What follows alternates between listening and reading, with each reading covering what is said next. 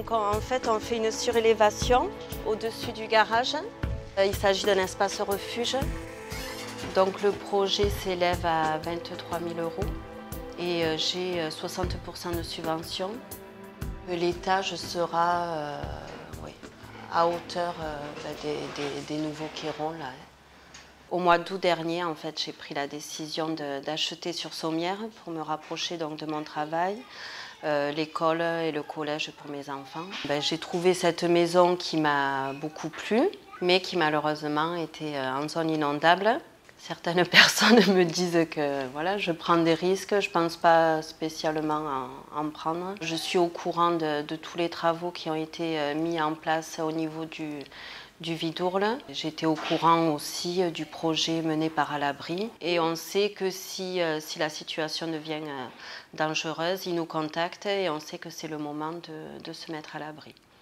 Que ce soit les collectivités, que ce soit les plus hauts au niveau de l'État ou que ce soit à d'autres niveaux, et bien entendu au niveau des habitants, tout le monde est responsable de ce qui se passe. Et l'action qui a été faite par À l'Abri est quand même quelque chose d'important, puisque c'est là où les gens doivent se prendre en main. On le fait, on ne le fait pas, mais au moins nous, notre rôle, et le rôle de la communauté, puisque c'est la communauté qui l'a porté, c'est d'expliquer aux gens, et puis après chacun fait ce qu'il veut.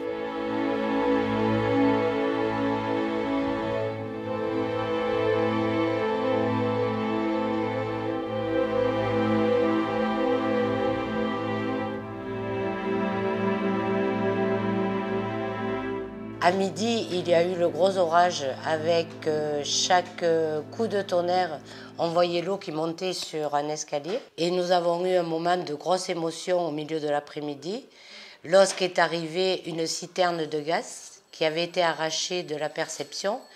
Et cette citerne de gaz nous a donné beaucoup de soucis. Un, parce que je craignais qu'elle rentre dans les murs de la maison et fasse comme un bélier et fasse effondrer la maison.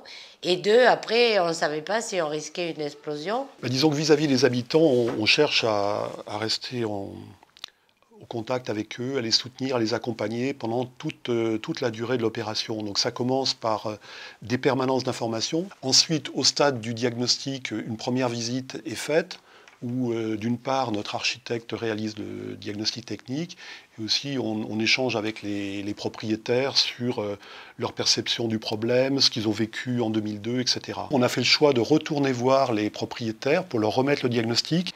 Donc c'est aussi le moment, et là on s'inspire un petit peu de ce qu'on fait communément dans les OPA, où on aborde la question de la réalisation éventuelle des travaux.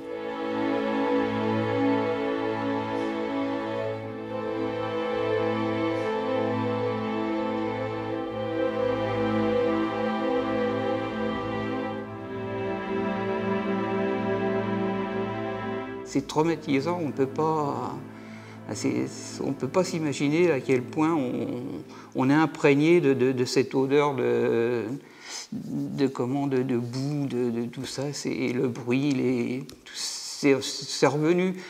Pendant un bon moment, on a vécu avec ça, mais même maintenant, on est 12 ans après, et quand il y a de l'orage, on n'est pas tranquille. Le chauffe-eau, donc on voit bien qu'il a été dans l'eau, donc là on va le rehausser. Alors c'est un petit clin d'œil, pêche dans la piscine, parce qu'il y avait plein de poissons dans la piscine. Nous sommes la première communauté de communes en France à engager un tel type de démarche.